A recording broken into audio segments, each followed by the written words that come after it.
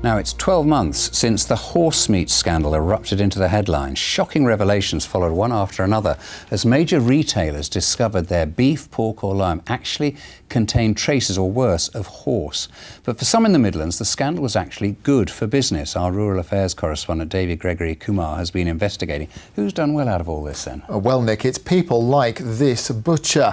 This shop near Wolverhampton is part of a farm shop, and you can buy the sausages and steaks and see the pigs and cattle from the windows of the shop itself. The owners call it a one-link food chain. You can't get more certain about where your meat has come from.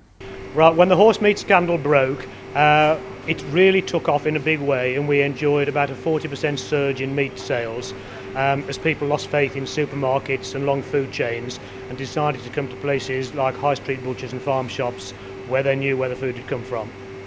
And sales are still up 12 months on, and they've held on to about half of their new customers. But what about the rest of us? Well, this is the change in what we're eating. As you can see, frozen pork and frozen beef and frozen ready meals at the bottom have seen big decreases.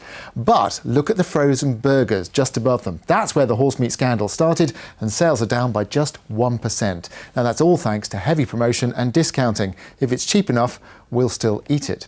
So who's testing all our food? Well, it's not trading standards anymore when it comes to horse meat. For example, in Birmingham, trading standards have stopped testing for horse meat completely. They told us, since they didn't detect any further instances of contamination, we diverted our resources into other areas and concluded horse meat testing in September/October 2013.